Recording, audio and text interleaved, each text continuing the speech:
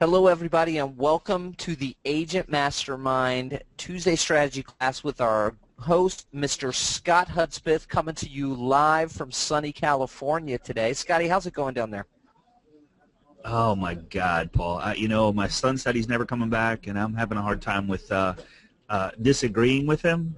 It's so beautiful here. The reason I'm out here, just real quick, is I'm fortunate enough. Well, first off, I'm in a cafe, so I'm maybe talking a little bit quieter, like I'm trying to whisper, because I got a headset on so I can hear.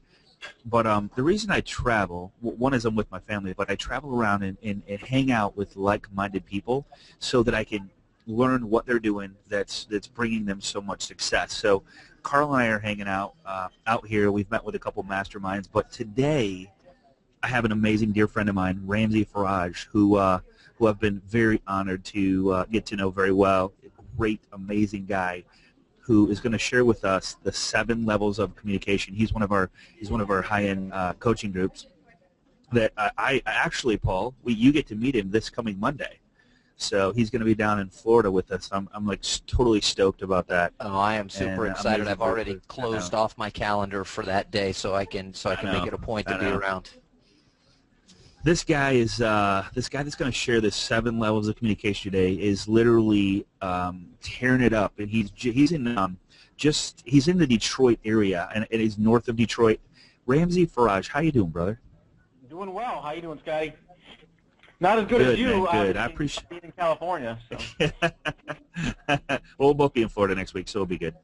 So Ramsey, you're just knocking it out of the park, and I say Detroit because everybody knows where Detroit is, but where actually are you calling from today? My office is in Troy, Michigan, and I live in Commerce. So, but basically the suburbs of Detroit.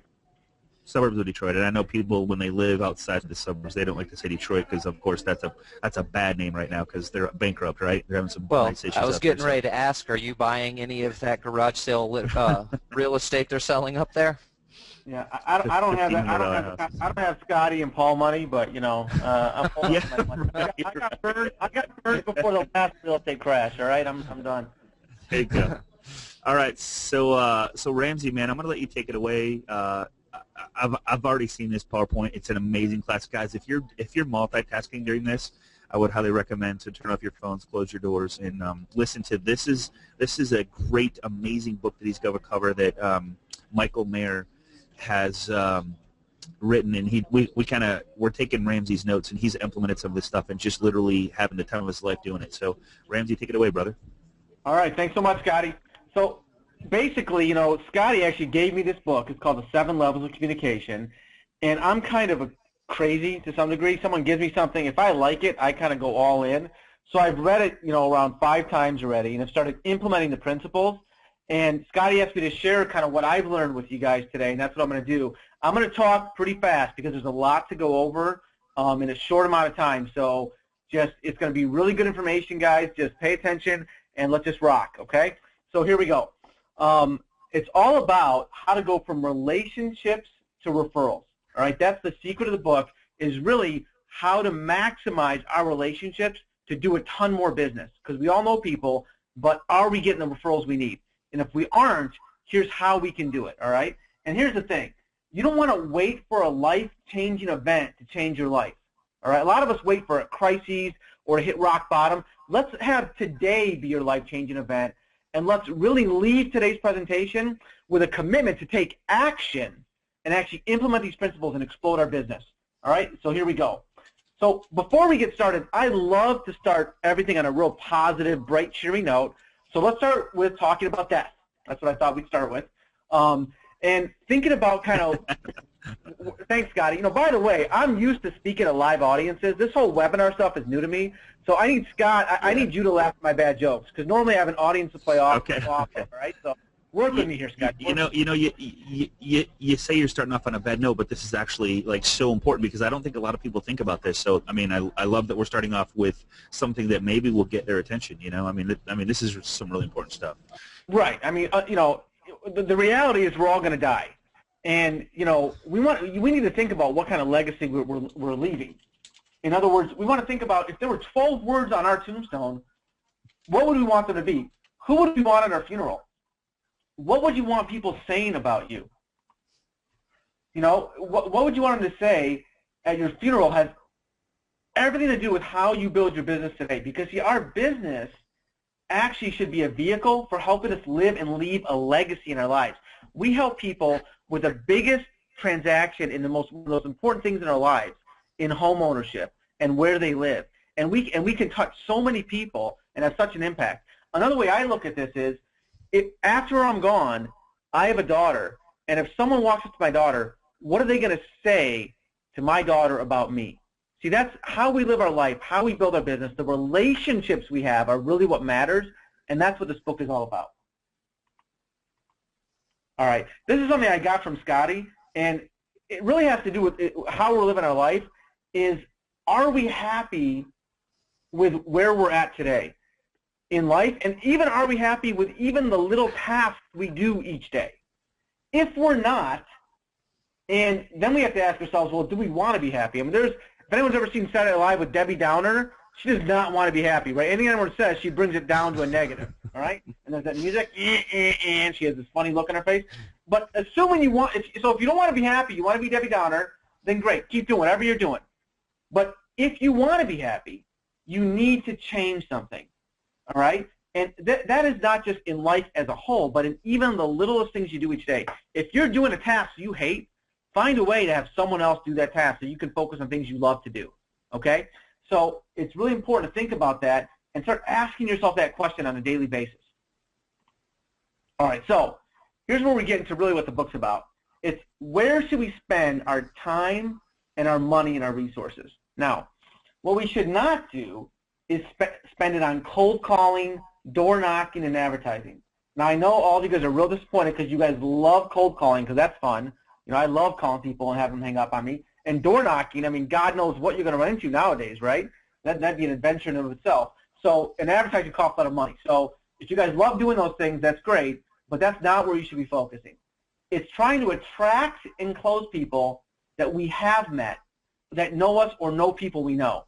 Now, I know, Scotty, you've met me, so this might be shocking to you, but back in the day when I was trying to pick up the ladies and I was single, I had a hard time going to the bar and trying to meet someone I didn't know. It didn't work really well for me. But if someone introduced me, someone I knew, to a girl, and then obviously, you know, look how charming I am, bam, I was in. So the point is, because it was a warm relationship, right? That works in business too.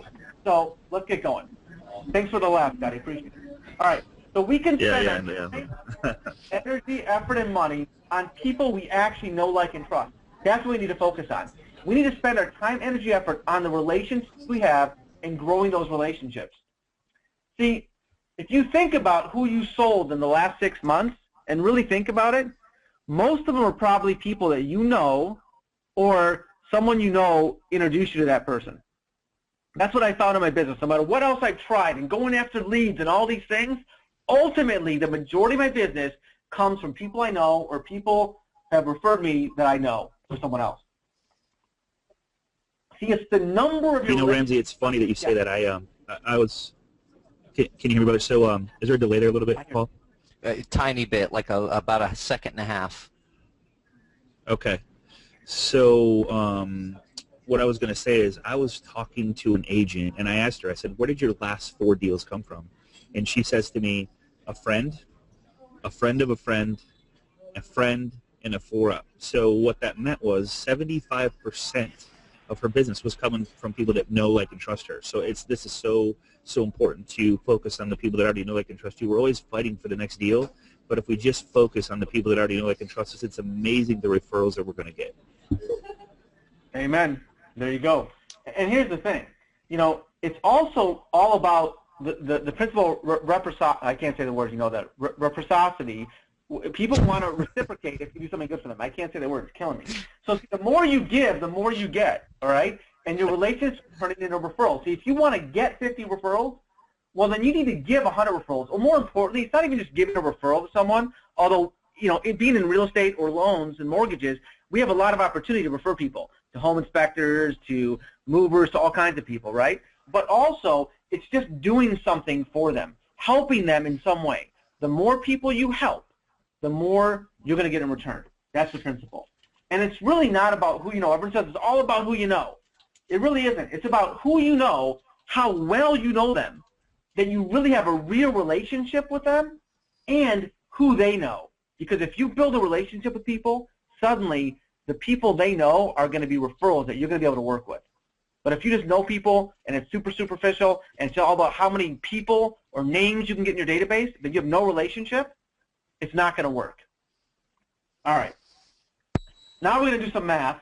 I know I mentioned in the beginning there was going to be no math, or I should have mentioned that, but I lied. My 8-year-old daughter is livid right now because she hates math, but we're going to go for it. Now, Scotty, hopefully you have a calculator, because if I mess up, I need you to check my work here. But 150 equals 9,000. I'm going to show you guys how that works. Assume you have 150 people in your database. I would assume most people on this call have at least 150 people in their database.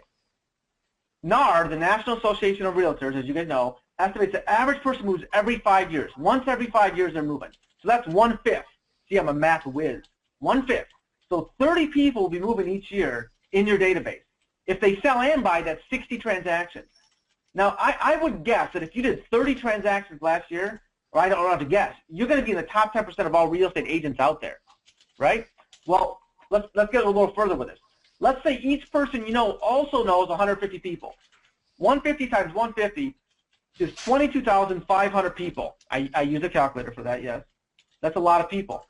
So if 20% of them are moving each year, then 4,500 people in your community are moving. And that equals 9,000 potential transactions. 9,000 transactions out of 150 people that you know. So the bottom line to that is, we always say, oh, well, you know, there's not enough business out there, or I don't know how I'm going to get the business. There's an ocean of business out there. We need to have an abundance mentality and realize that we already know enough people. We just have to do it the right way and build the relationships and use the principles in this book to explode the referrals that come out of those people. Because I already know I'm getting referrals accidentally. I'm not even using these tools in the past, and I got referrals. So imagine if you use these proven principles, how your business can explode. And I'm just excited to share it with you guys. So there we go. Okay, we're done with the math for now. All right?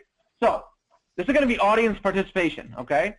And Scotty, you need to help me a little bit on this one, but with instructions. But basically, I'm going to be asking you guys if you will attend this event that Donald Trump has, okay?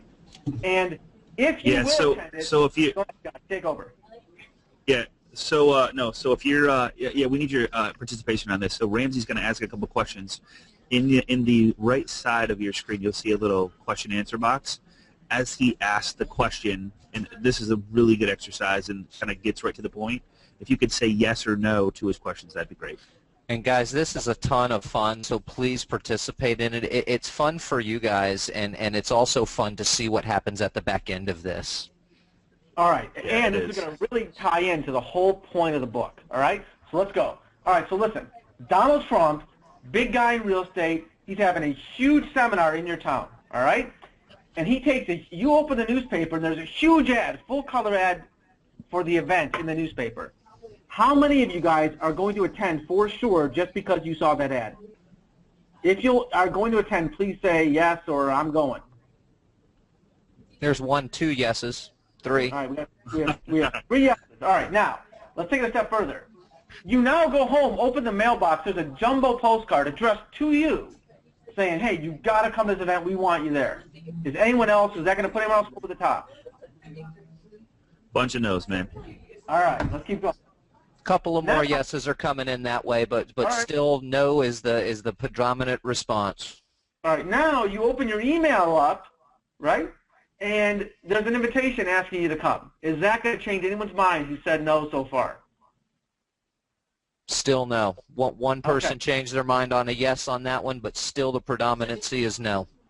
Okay, now... Hey, I appreciate the participation, everybody. This is great. Now let's say that you get a handwritten invitation. That puts Cindy in the mix. She's in on a handwritten note. All right. And when I say handwritten note, I'm talking like even it's in blue ink, you smudged the ink, it's real ink, someone actually wrote this. It really looks like it came from Donald Trump. Now we're getting about 50-50. We're definitely getting closer to the goal, Donald. We're getting 50-50. That handwritten note did some impact here. Okay, now, let's say that you get a phone call, the phone rings, and on the other end is a familiar voice, Donald Trump, and he's calling, he's saying, hey, look, I just have a minute, but I wanted to personally invite you. I've heard about you. I'm coming to town. I want you at my event. And you're pretty sure it's him on the phone. Everybody's in. Oh. There's still a couple people holding out on you, Donald. Still a few holding out. Predominantly, majority are yes now, but there are still a couple holding out on you.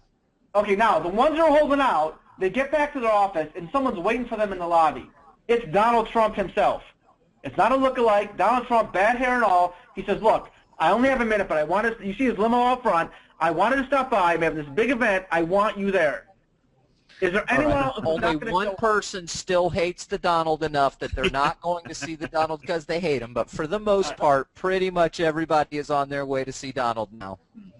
Okay, so let's think about that for a minute. No one really responds to billboards, bus benches, ads. You know why? Because you wouldn't respond to them either. You wouldn't respond to most of you, to the ad in the paper or the postcard or the email invite. Those things didn't really influence you or cause you to change. What caused you to change was handwritten notes, personal phone calls, one-on-one meetings, right? But in our business, if we were all honest, how many handwritten notes are we doing? How many phone calls are we doing to our database? And how many one-on-one meetings are we having each week to try to build our business? And I know the answer to me, and it's pretty shameful the last 2 years. Yep, we're going to work on that, brother. We're going to work on that. So let's talk about it. So what that brings us to is the crux of the book. It's called the communication pyramid. And as you go up the pyramid, the more impact you're going to have on the other person, and the relationship is going to grow stronger. The bottom part of the pyramid is the lower levels is the informational zone. You want to use that just simply to inform and tell people stuff or update people on stuff, not to try to sell or build relationships. But we do oftentimes we want to use email for everything, so it's easier and we can just check it off our list, right? The upper three levels are the influential zone. Handwritten notes is kind of in between, but it's when you're starting to get more influential. But the biggest ones are phone calls, events and seminars, and one-on-one meetings. That's where you want to be when you're looking to influence, convince, or sell people and build relationships. And that's where we don't spend enough time. So let's take a little closer look at this. Let's look at handwritten notes first. Now, he highly recommends doing handwritten notes, doing them often, and he has some principles on how to do them successfully. I'm going to fly through them because you guys are all going to get this presentation. You can read these on your own. All right, you want to use unbranded cards. And here's the thing. Oftentimes we get cards printed with our a picture of a house and our logo and our company name and our address. We're trying to build relationships with people, not have them feel like you're wanting to sell them and you want something. If you were writing a letter to a close friend, would you send it on a note card like that with your logo all over it and pictures of homes, etc.? Probably not. Well, you don't want to do it on these notes either because you're trying to build relationships. Use blue ink. Avoid words like you. I'm sorry, use words like you, geez. Avoid I, me, and my. See, I'm all about myself, I guess. Be specific in your praise. Try to identify something about that person that is good or that you like and say it. Too often we think of good things about people, but we never say it. We expect them to read our minds. We're much more apt to say something negative when we see that. Leverage the power of positive projection. If you have something that you want to improve on and you see it in someone, let them know how much you appreciate that in them and that it really impresses you and that you noticed. Write rightly, slope text upward and left to right. There's a whole book on this. Hey, if he says to do it, he's getting a ton of referrals. That's all I'm writing. Power of the PS. Use a PS as a call to action. People will always read the PS. So that's why you want to ask them to do whatever you want, such as emailing you back or calling you back or whatever you want them to do. You want to put that in the PS. That's one of those little things that people don't really think about is the PS part. But when you get a message and you do the PS part, I mean, think about it in the way that you read emails. You're always looking to that section. So that is absolutely a great place to put your call to action. Amen, brother. And then here's the thing. You want to write these notes to everyone you know. You want to pick up you might say, well, who do I write them to? Pick up a business card. Look in your email. Look in your database. You meet people all the time. Grab a card. Write them a note. Find something positive to say and say it. And to start, you want to take action. I recommend, he recommends writing 50 notes in the first week. And your phone will start to ring. If your business is down, start to do something about it. Take action. Write those notes. Get them out there. And here's the thing. I know a lot of people are to send out cards. I don't want to offend anyone. If there's any send out card reps on the line, I use it myself. Don't use it, because here's the thing. People can tell it's not the same. When's the last time you got a real handwritten note from someone? I can't remember the last time. That's why it's so powerful. And if you start doing it regularly in your business, it will have a huge impact. But you have to do it and take action, and not just say, oh, here's another slide Ramsey shared, and move on with your life. All right? All right, let's go next. Phone calls. We're going to look at each level now, the influential levels a little bit closer. Phone calls. Now, as you can see, I had a hard time finding a big picture of a phone. My daughter saw this picture, and she's 8. She could not stop laughing. She could not believe that's what our phones look like.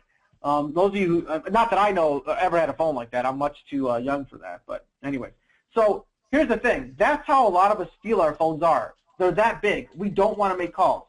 Well, if you don't want to make calls and you're reluctant, you have to look at it from a different perspective. See, if the objective of your call is to try to help those people and to provide something of value to them, and we're going to get more detail on that, then you're being selfish if you don't call them, because it's not about you anymore. It's about them. It's just a shift in the way you're thinking.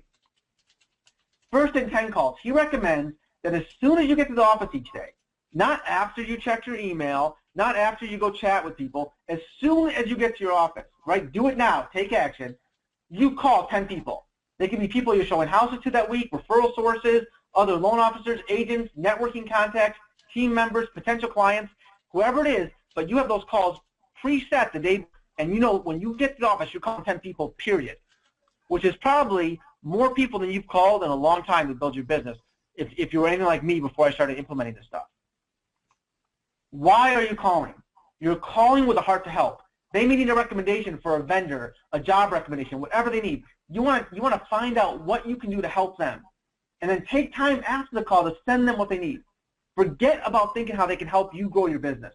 They can smell it a mile away. So if the conversation goes there, that's great, but your objective is to assign yourself at least one action item so that when it's over, you can actually help them and do something for them to start to build that relationship, okay? That's what your focus needs to be. Hour of power, he also recommends 4 hours per week. You time block, focus phone calls to people in your database. Those you've worked with in the past, contacts, friends, family, anyone you don't have to call. This does not include returning phone calls, okay? This is actually making outbound calls to build your business and your relationships.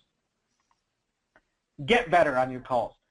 Listen, anything we do, we're not going to be great at first. You want to rank yourself for a while on how well you're doing on the calls. A 0 is if they hung up on your face, all right? A 10 is if it was like talking to your best friend. You want people to see your number and get excited to answer the phone. Oh my gosh, that's Ramsey calling, and they pick up. Not, oh, I see the caller ID, voicemail, right? Well, that's going to happen as you get better on the phone and have more of a heart to help them as opposed to just trying to help yourself. Make sense? All right. That's the phone calls part. Now, here's a big, powerful thing you can do with phone calls. And if you don't know what to do on those phone calls, here's a great place to start. It's called the Great Retrace. That's where you communicate with every person of a strand of referral sources. Now, I'm going to give you an example, which might confuse you a little bit more, hopefully not, but here we go. Let's say Joe refers Jeff, who introduced you to Cindy, who recommended you to Janet. Sounds crazy, but that happens, right? People refer you to someone, and then those people end up referring you to someone else. I mean, that happens in our business. Well, what you would do is you would call Cindy and say, hey, thanks so much for recommending Janet. We're going to be working together. I really appreciate it. Then you call Jeff, right? Jeff's the person who introduced you to Cindy. And say, hey, thanks so much for connecting with Cindy. She recommended me to Janet. Now I'm doing business with her. I just really appreciate you. I want to let you know that. And then you call Joe and let him know about the whole thing. See, there's enormous power to this strategy. This strategy alone can transform your business and your relationships and your referrals because people love to be appreciated. Absolutely. And if we want more referrals, well, we better thank people and acknowledge when they give them to us, right? Because if you're thankful and people feel appreciated, they're probably going to do it more. Make sense? And that's a great thing you can do on your hour of power call.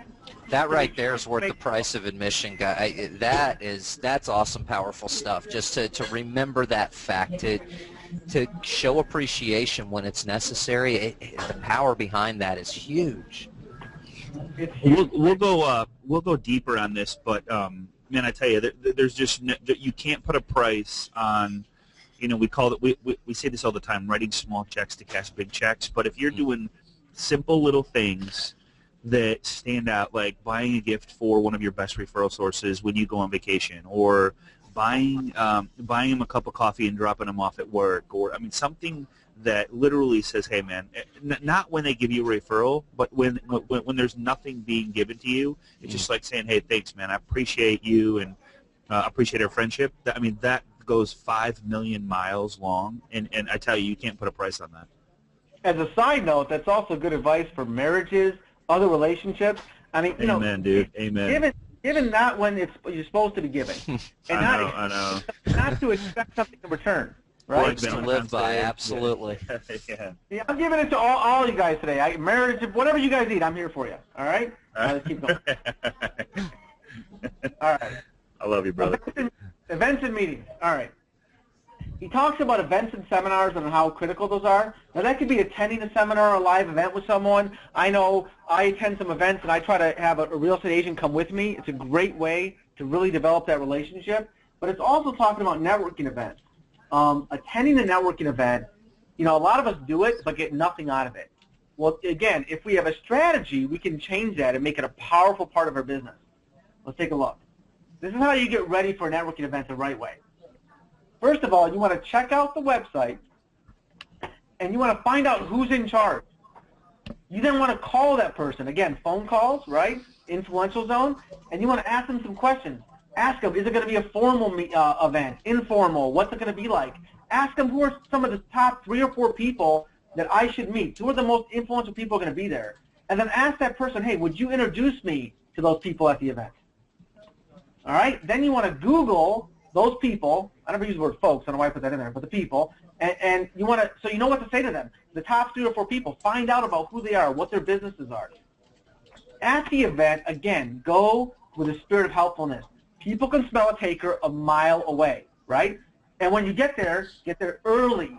Wear your name badge. He says on the right side again. I don't know why. He says it works better, so wear it on the right side. Maybe that changes if you're left-handed. I don't know. But again, right side is what he says. And you want to introduce yourself to the meeting organizer, remind them of what they promised you, and if they get busy, don't pass with them, but just remind them. Say, hey, you had mentioned that I should meet so-and-so, and they will introduce you. Use frog. Now, that doesn't mean bring a pet frog or anything weird. It means it's an acronym of helping you to be able to speak to people when you meet them for the first time and having something to say. And it's asking them questions. It's focusing on them. Ask them about their family, their recreation and hobbies, their occupation, and their goals. And Scotty shared a cool way to ask them about occupation. Instead of, hey, what do you do? What are you known for? It's kind of a different, cool way of asking them about, what they do in a cool way that doesn't sound like it's just the same old question they've heard a million times, especially at a networking event, right? And it's hard because we're such in a habit to say, what do you do, that it's hard to say, what are you known for? Because a lot of people don't know how to answer that question. But, man, it's amazing what makes them think. And by asking them that question, you find out really what they're known for. And then the other thing I think you're going to cover it is like when you say what you do. So I'll there you go. Have an elevator speech for when they ask what you do. You want to actually be prepared to say something that's not just, I sell real estate, I do mortgages, okay, and they move on. You want to have something prepared. And Scotty, you actually do an awesome training on consult, negotiate, manage fears. Maybe you want to share 30 seconds of that. Yeah, definitely. So, like, when someone asks you what you do, most people go, well, I'm really good at, and instead of say I am, say they say I am really good at.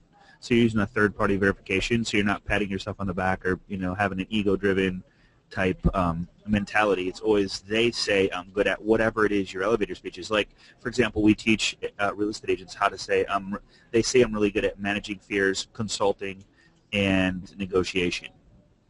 Well, that's a pretty strong elevator speech in less than 30 seconds. Managing fears, negotiating, and negotiating. And the key is that brings more questions. Then they can say, oh, what do you mean by that? And you can expound on it, right? And it lends itself to a conversation where I sell real estate, you're done, right? You know, Jim King brought up a really great way to do this. He says he loves the question, what keeps you busy? I love that as well. I love that. That's really good. Thanks, Jim. Thanks for sharing, Jim. Appreciate that.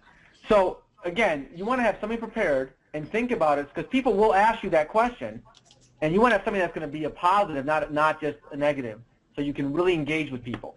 And, of course, your follow-up strategy is you're going to write power notes to everyone you meet there. Get their cards and maybe even jot a little note on the back so you remember something about each one, right, after you're done talking to them, so that you have something specific to say in the note when you send it out. All right. So that's how you can leverage these meetings. And I'll tell you what, there's a ton of meetings all the time going on in your town where you can go to network. All right? I mean, it's all the time practically with all the different organizations. So if you just get on Google, get on some of these local sites, you'll find all kinds of opportunities to go out there and network with people. LinkedIn has all kinds of things in my town I get emails about. I mean, it's there. You just have to open your eyes to them and start to go and start to use these principles to maximize the results of these meetings. Okay, now we go to one-on-one meetings. This is the top of the pyramid, right? This is the most influential you can get, and at least for me, it's what I've spent the least amount of time doing in my business, all right, over the years. So these are the most important hours of your week. You need to prepare for them, all right? So let's talk about what you do to prepare. We'll talk a little bit about who you meet with, too, in a minute. But first of all, again, anyone you're meeting with, Google them, do some internet research. A great idea is also to go on Facebook and learn more about them and what they're doing in their life because it's a great way to learn about what people are doing that's available to us nowadays. Remember FROG, family, recreation, occupation, goals. Make it about them, not you. Ask what their biggest challenges are. When you meet with someone, you go in wanting to help them. You have to know what they need help with. You need to ask questions to get them thinking about what you can do for them, what the challenges they have, so that you can try to help them. Here's a big one for me. Match their natural pace of conversation. Now, I know this might be shocking to some people, but I tend to speak a little fast and I'm a little excitable, right? Well, if I'm talking to someone and they're more of a slow, reserved person, I can freak them out, literally. And if I don't notice it, I'm already like, I'm way over here. They're way back there wondering what the heck happened to them, all right? So if someone talks slower, try to match how they're talking. Slow it down. If it's another fast talker, go for it. Now, I think I mentioned this before, but Seinfeld had an episode where there was a close talker, someone who would get right in your face and talk to you. I don't recommend matching that. You might end up kissing them. It could get awkward. So avoid the close talking, but match their way of speech. Hey, Susie brings up a really good point here, Ramsey. She says the reason that people place their name badge on the right side is because most people shake with their right hand. So if you do that, you can still see the name badge. Well, it opens up their lapel a little bit. I'd never even thought of that. It thrusts forward. But if someone, the lefties out there, are they still shaking right? I don't know. Yeah, I guess, yes, we do. There you go, okay? That's why then, because it thrusts it forward and they can read it better. All right, beautiful. Thanks, Susie. All right, so as far as the one-on-one meetings, you want to end them with one of these questions. How can I help you, and what can I do for you? So you want to have an action item to leave where you almost have homework on something you can do, a referral source they might need, some kind of resource that would help them, right, that you could send them, some kind of training, some kind of information, whatever it might be that could help them with their business and their life.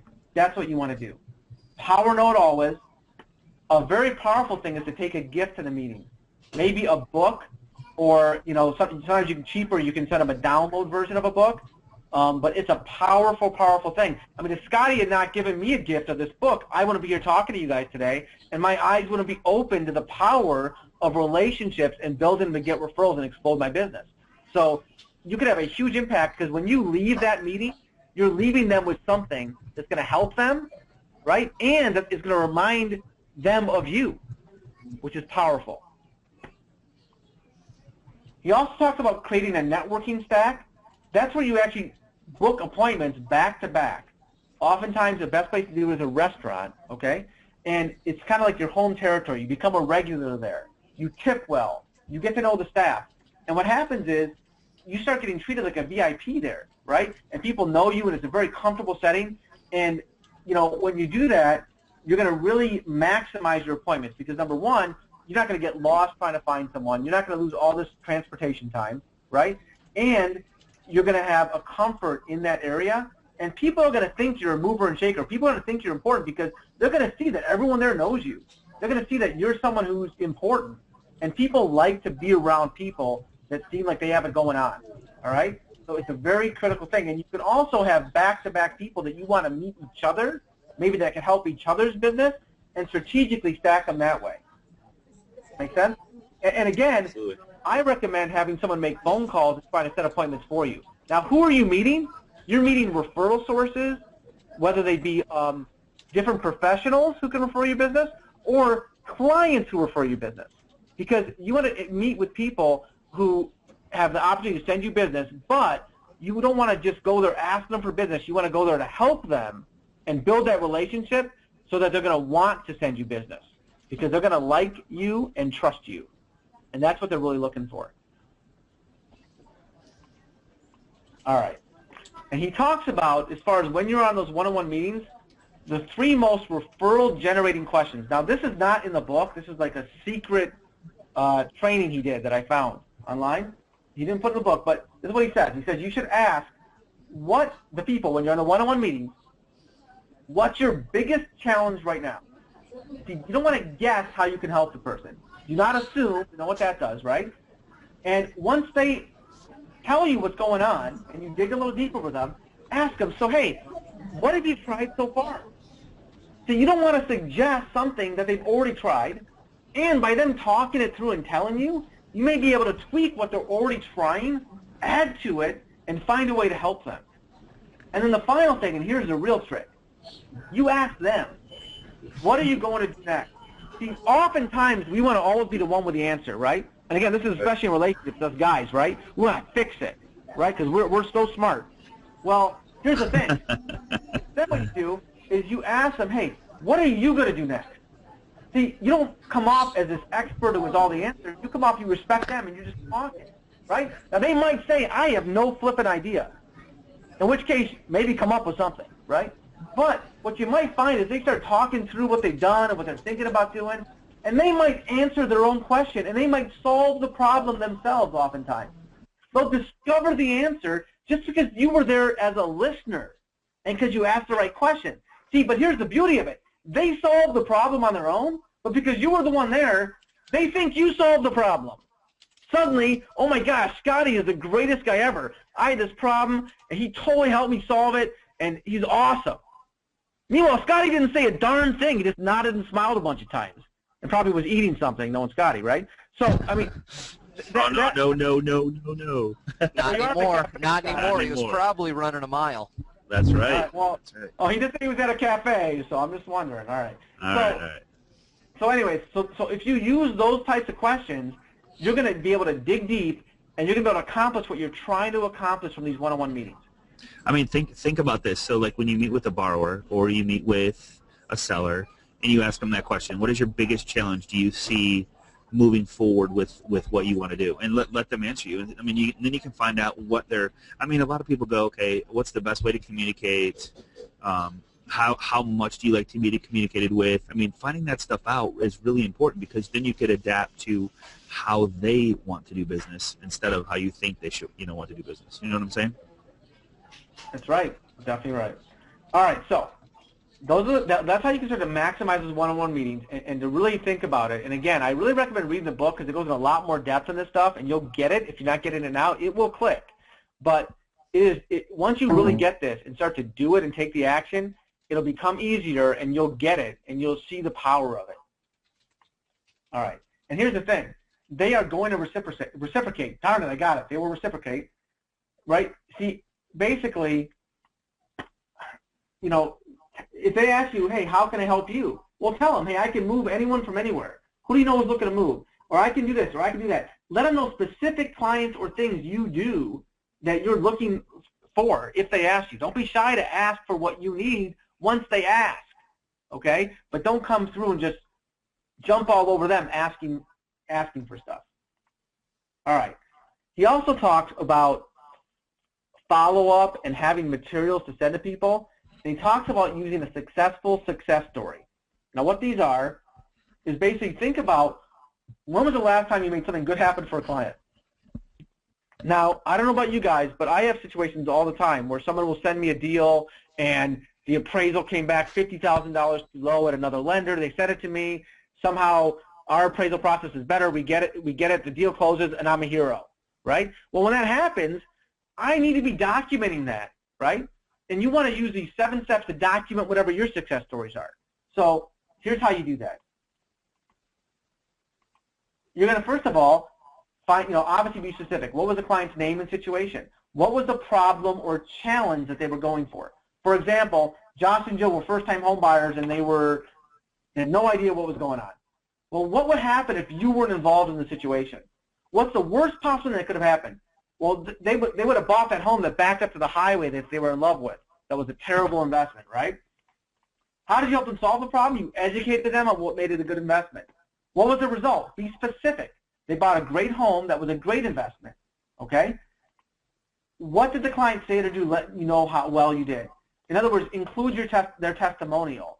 Or, hey, they referred me to someone else. Or, hey, they said this, that they were so happy and so thankful, whatever it might be, the testimonial part. And then ask if you can use their picture in the success story. It makes it so much more powerful when you have an email that you send out as a testimonial or something on your website or something you use in a mail piece when you have a picture of the person there. It makes it a ton times more credible, okay?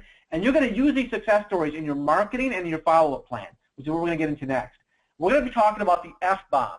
Now, I know you all know what the FBomb, right, is. The FBomb, the F word is follow-up, all right? Come on, get your minds out of the gutter. Follow-up is the FBomb. The FBomb is a system you're going to use to create follow-up on your one-on-one meetings with people.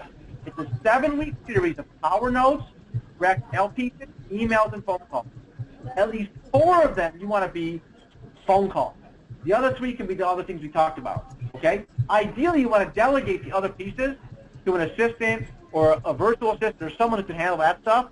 So you can focus on meeting more people, right? But you need to make the phone calls. Those are your first and 10 calls. Those are your hour of power calls. Again, these are what we're doing. We're calling people and building relationships. You can use your success stories for the direct mail pieces and emails. Now you have something that you can send out for those pieces. But follow-up is key. Google Alerts. Here's a powerful technique he shares I wanted to share really quick. And it's those of you who don't know, Google Alerts is where you can go into Google and you can set up where you enter a keyword or a word, and anytime that word is on the web, you get an email notifying you, okay? Now, there's a lot of ways you can use this, but the biggest thing is for your top clients and referral sources. You want to set a Google alert for their name. If one of your clients or referral sources ends up mentioned online in a positive way, right, in a positive way, then you want to notice that, see it, and then send them the article or send them what you saw and say, hey, I just noticed that you were in this article, whatever. That's so awesome. Acknowledge people's accomplishments. It is huge because you'll be one of the only people they know probably who did that. Also, let's say you know they're passionate about, I don't know, golf. I mean, that's too many people. Or they're passionate about a certain charity, whatever it is. Well, have a Google alert for that so that if there's a cool article or topic on that, you can say, hey, I was just thinking about you. I saw this article, thought you would enjoy it. The power of those little things to build relationships is huge, and we now have the technology to be able to do it that never existed before. So a very, very powerful technique.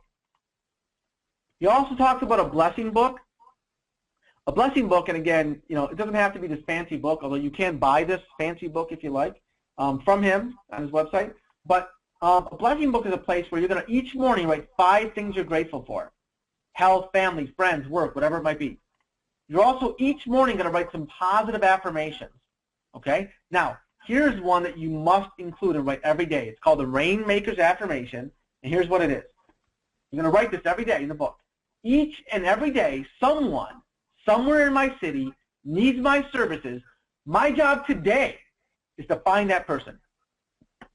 Now, if you can read this in the morning Put it at your desk. Put it in your car. Internalize it. One a day, man. One a day. You're going to start thinking like a top producer. You're going to have a different outlook on life as you're meeting people out on the street, as you're talking to people. You know someone out there needs your service today. There's a client who wants your services today. You just have to find them. And if you have that mentality, it's amazing the power of the mind and how you start to attract positive things. But again, 99% of people will hear what I'm saying, and they will not get a blessing book, and they will not write that down every day, and then they will wonder why their business hasn't changed. Why? Because that's been me in the past. We have to take action. I also carry a gratitude rock. It's a little polished rock. It doesn't have to be a polished rock, but mine is. I gave one to my daughter, too. It's in my pocket, and whenever I feel it or notice it, I pull it out and it reminds me to say something I'm grateful for. We spend so much time about what we don't have that we don't have enough joy in our life about what we do have, right? And people want to be around happy people. One way to be happier, one way to be more excited about life is to start appreciating what you have. Scotty, I appreciate you, man. Just letting you know. All right. Create a brother. I was just thinking, dude, you just give me chills every time you say that, brother. I know. We're having a personal moment here. I appreciate you, bro. All right, thank you. I know. All right. Create a sense of urgency. Now, this is crazy, and you guys might think I'm nuts, but here's what he recommends. And this is what I've done. 49 times a day, 49 times, 3 times a day. That's almost, I don't know, I can't do math. 147 times. Say to yourself, do it now. Don't say it out loud in public, all right? I don't want to hear like people are like throwing you out of places because they think you're nuts. But say it to yourself, do it now, do it now, do it now. It sounds crazy, but it will help you build a sense of urgency. It will help you start taking action, start overcoming fears, start pushing through your fears to start to do what you need to do to build your business. All right, your time. Anytime we talk about anything like this, it's really important to realize how important it is to manage our time, or else we're never, ever going to accomplish this stuff, right? He recommends doing a vision exercise where you imagine your perfect day and write it out from the morning you wake up into the moment you go to bed. Now, I'm talking about the perfect work day, by the way, not the perfect day on some beach somewhere, okay? But the perfect day, work day, right? Break it down hour by hour and describe what you're doing on your perfect work day. Now, you want to then look at that stuff, and 80% of your time needs to be in the influential zone. On the phone, at meetings with people, or in front of people. Only way to achieve this is to time block your day on an hourly basis. It's just like school, right? You have math first hour, English second hour, right? Same thing. You have your first and 10 calls first hour, you have hour power calls third hour, and you have meetings with people, whatever it might be. You have to time block this stuff or it won't happen. And you want to make sure most of your time is in the influential zone, not elsewhere, that doesn't truly expand your business. So schedule the times, and here's some examples he has. You know, also, you want to also schedule some open time, otherwise you'll never stick to your other times, okay? But you have to schedule this time. First and 10 calls we already talked about, but again, you want to schedule those. And hey, I know Scotty's done a whole presentation on this. I teach a whole presentation on this with the 80-20 principle, but I can't stress enough that my business changed dramatically when I got an assistant and started to delegate things. Dramatically. And I did it when I couldn't afford to do it. And now I realize it was the best thing I ever did. Because I'm so proud of you, brother. I really am proud of you, man.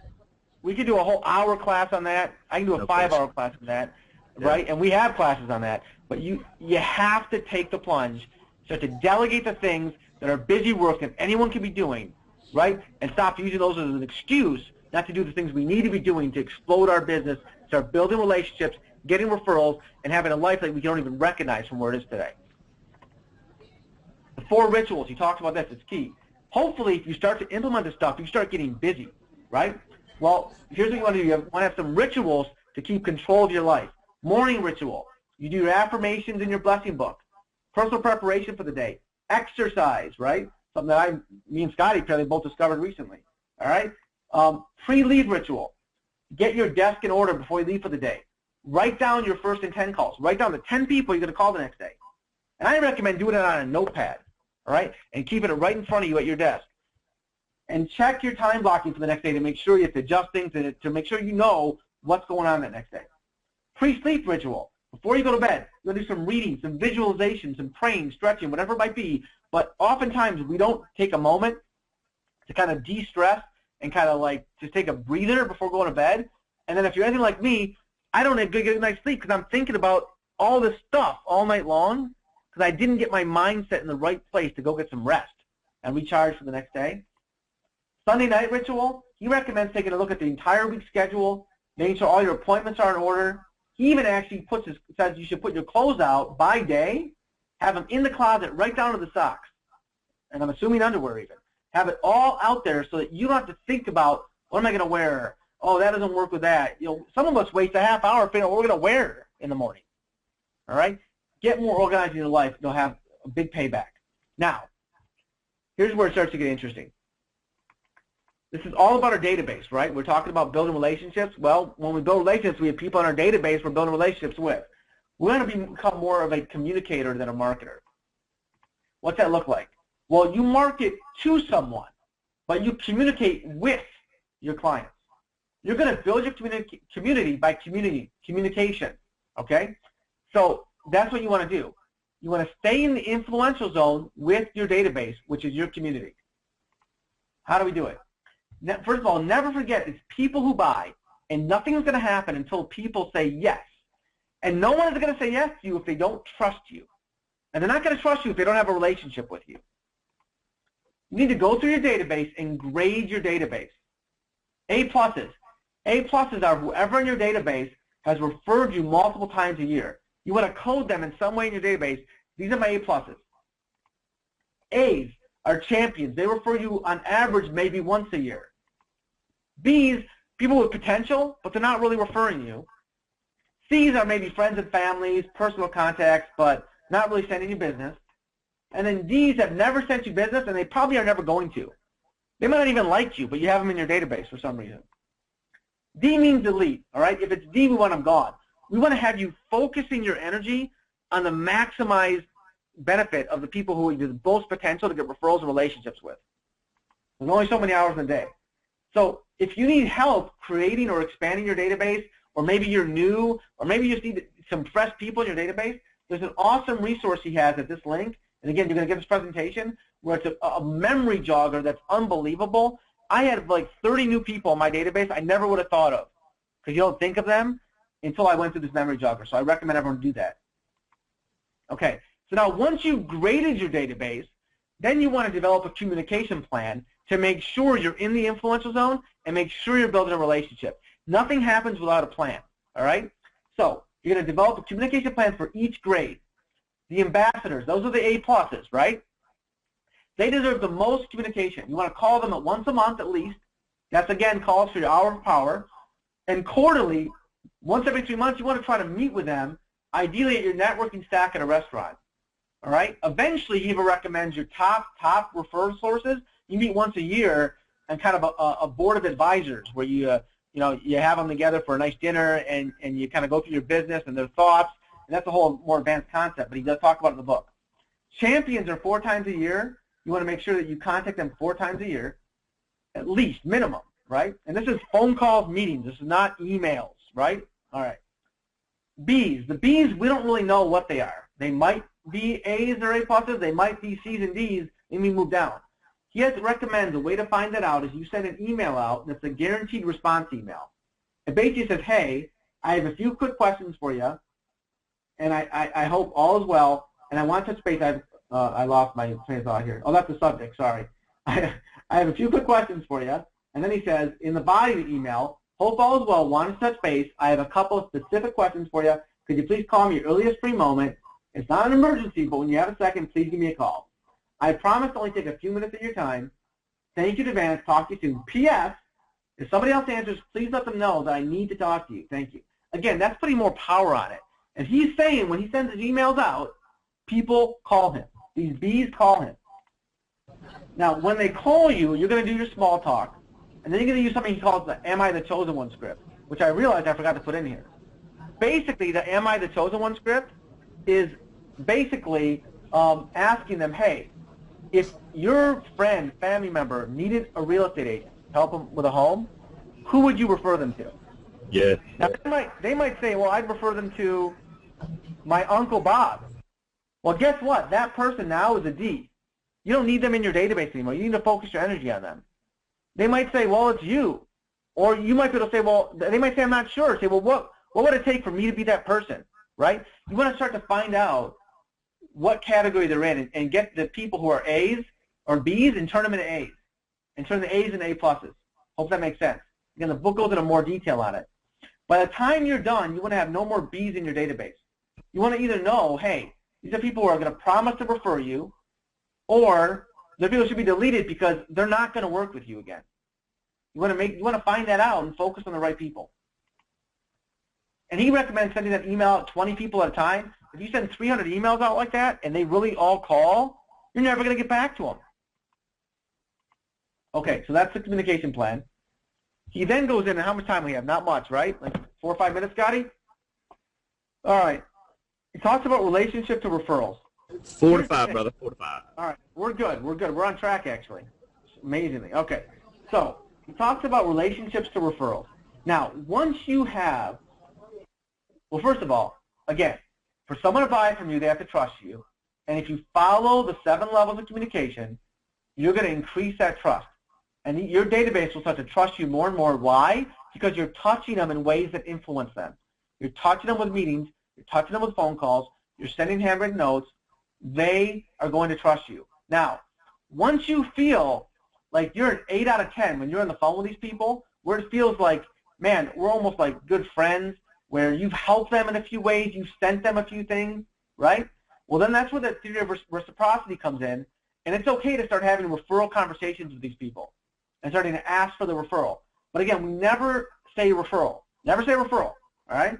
Instead we say, hey, introduce me to those that they love and trust, neighbors, friends, family members, and coworkers. See, people don't want to refer people. It's an emotionally charged endorsement where they're putting their reputation on the line. They won't refer you, but they'll introduce you all day long if you ask. And that's what you want to focus on. He goes through a few scripts, and again, I'm going to fly through these. They're in the book. You can read them, start to make them your own, right? You don't do them word for word. One of them is the birds of a feather flock together script, okay? Basically, people who are doing something typically know other people who are doing the same thing. So, for example, let's say someone's moving from renting into buying. You might say, hey, it's been great working with you. Who's another renter or first-time home buyer you know who's looking to get out of renting or is looking to buy soon? The more specific you get, the better. It's that reticular activator that we talked about when it went like when you're thinking about buying a red car, you see every red car out there, no matter what kind it is. It's just at the top of your mind or front of your mind. That's right. In fact, and that's one of the other scripts he has. Great people script I'll do first. Basically talks about, hey, you know what? I love working with great people. You guys have been awesome. Hey, who else do you know who's like you who might be looking to buy or sell or invest in real estate? Give them time to answer too. When you ask these referral questions and there's silence, the worst thing you can do is talk. Tough for me, right? But that's the worst thing you can do is talk. You've got to be quiet. Give them time to answer. Whoever talks first loses in those situations. Reticular activating system Scotty mentioned, so I'm going to not go through it, but basically, again, you start to see things you wouldn't have seen because you're doing a certain activity. You're buying a home. They're going to start to more and more see that. Ask for specific and relevant referrals. That's an example, okay? So, again, the key is to go through these scripts and start to use them. Don't be afraid to ask people to introduce you to people they know once you have the relationship with them. If you do it in the wrong order, you'll never have the relationship, and you're not going to go anywhere, and you're going to wonder why it's not working. Okay. He then talks about the magic question, one of the last concepts I'm going to go through here. And it's all about knowing your customer. Scotty, you mentioned this briefly earlier, but you need to know what kind of people they are, and you need to sell to them in the way they want to be sold to, all right? Here's the magic question. It's how would your best friend or spouse describe you? Straight to the point, social and outgoing, steady and dependable, or cautious and perfectly accurate? If you had to choose just one, what would it be? What would it be, Scotty? Oh, man, that's a tough one, dude. Straight to the point for me. All right, there you go.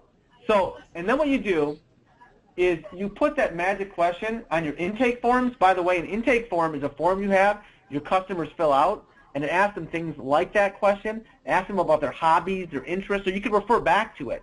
right? And I have an example that I can even send out that's from the book, all right, that I can send you guys. But you want to know the behavioral style of your client. And it falls into this whole categorization that it's called DISC. It's an acronym. The D stands for dominance. These are people who are straight to the point, like Scotty. They're driven. They're fast-paced. They're impatient. They're efficient. And they're brutally honest. And they aren't into long explanations. They want the bottom line.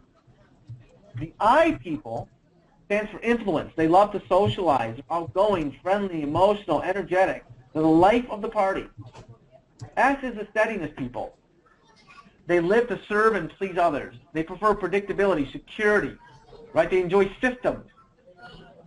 C is for compliance. These people are perfectionists. They expect everyone to comply with the rules. They create order, process. They can seem inflexible at times, right? They want to know, they want it done right. They want the facts. Now, here's the thing. What you have to realize is the buying process of buying a home brings out everyone's inner C, even if they're not really a C. See, the bigger the purchase, the more attention to the details people give it. In life, there's three things you never mess with a person. Their family, their home, and their money. Well, we mess with all three. Yeah, no right? question. They're going to want specifics, details, and facts. Don't get shocked or offended when they start asking you questions. And be prepared to have a system in place to make sure you're giving them the answers and the facts they need. It's important.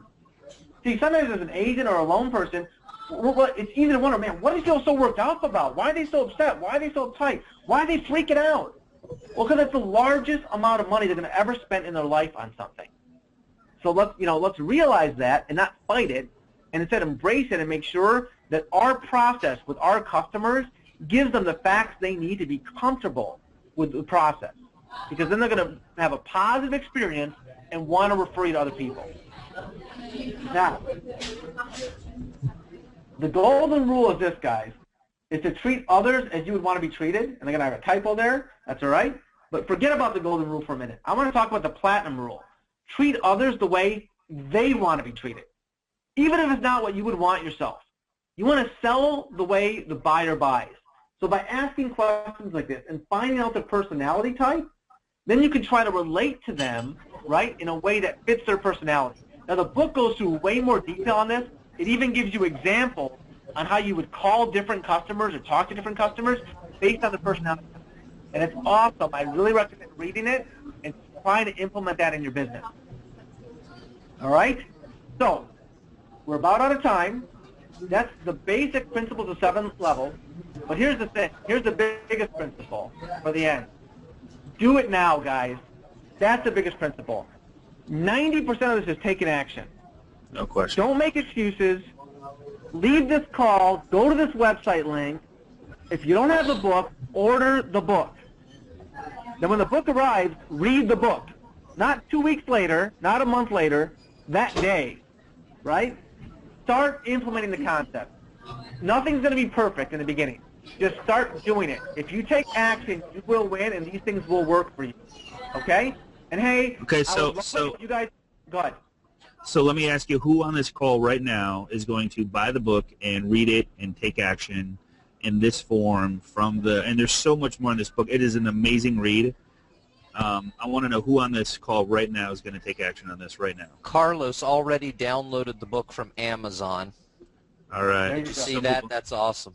Look at that. All right. Hey, go ahead and show the website, buddy, so where they can get the link. And if you Google it, you can get it too. But do you have the link? I actually do. Scotty, is there a way for me to paste in as a response to everybody? I've got the Amazon link, or is there a special link we need to use? I thought Ramsey had it. Go ahead. Go ahead. Hold on a minute. Okay. It's cheaper if you use the link here. Okay? Kay Booth said I bought it 10 minutes ago. How much though? $3.03 on Amazon, I believe. $30? It's I think it's less. No, $3. Oh, $3. All right. Well, go to Amazon then. The bottom line is go get the book, right? I don't care how you get it. Get it. Here's one way you can get it, or just go get the book. All right. That's the bottom line. Scotty, a couple of people are asking how to get a copy of the PowerPoint from Ramsey. Ramsey, do you mind sharing the PowerPoint with us? I do not mind. Awesome, awesome. So to get a copy, guys, just contact the loan professional who sent you, and we'll make sure that those loan professionals have a copy of it. All right. Guys, hey, Ramsey, you got like unbelievable amount of praise and awesome speaker, and which I appreciate that. yeah, you are amazing, and you should do a lot more of this. And I'm just glad to be a part of your life, brother. So Hey guys, listen, real quick, if any of you guys want to connect with me or just want to tell me what you thought about the presentation, I would love it if you go to my Facebook page and just kind of leave a comment. You can also message me if you wanted to ask me anything or contact me in any way. And hey, connect with me on LinkedIn. I'd love to connect with you guys. And I also have a LinkedIn group as well. But again, you have a copy of this PowerPoint with these links. I would love to connect with you guys and just share what you guys had to say. And also, brother, if you don't mind, I was going to have them comment on the page where there's like 1,400 people just on their thoughts. So if you don't mind, I'll take the screen from you just for a second. Is that cool? Go for it. Okay, cool. So there's all his links if you got it, and we'll make sure that you're going to get a copy of this PowerPoint. But let me just really quick go to this right here. Okay, so join us on facebook.com/groups. Let me just blow this up a little bit. /Agent Mastermind. There's over 1,400 and growing strong. And if you guys can do me a huge favor and just give Ramsey a little bit of applause on the page, I'd greatly appreciate it. Just to like help everybody out, because man, I mean, our goal and passion and belief in life is just to try and help people with whatever it is. Everybody's a little bit different, and whatever your passion is, whatever your beliefs are, whatever your goals are, that's what we're here to do, and that's what this class is all about. So connect with your loan professional, put some stuff in place. Put it in your calendar. I mean, I can't stress. You can write down your goals, but until you put it in your calendar, when you're physically going to work on your goals, it's never going to happen. So I would recommend just going right to your calendar today, put in there when you're going to spend time on your business. Make it happen, guys. Book your calendar a week in advance, 2 weeks in advance. And then that's it, 7 levels of communication. Ramsey got the class from you, so I'd love to see you guys here every week. Week after week, whether it's closing 1 more deal a month or 2 more deals a month. I would love to hear the success stories on the Agent Mastermind group or whatever you guys have to share or want to share. So a lot of help there. There's a million different people there that give different comments on situations, websites, links. Also, one more thing, too. These are the last 8 classes you're going to get with the link to the recording. So I would highly recommend going in and checking one of those if you're interested in a free website. We had an amazing last 3 weeks. And so on. So Ramsey, dude, you rock like nobody's business. Thank you, brother. I'm gonna put it back to you so you guys can connect with Ramsey. And here, go ahead and share your screen, brother, and share that last slide so they can connect with you if you want. And Is it back on? there you go, man. It's back. So, dude, I so look forward to hanging with you next week in Florida. It's gonna be a really good time. We're gonna get a lot done.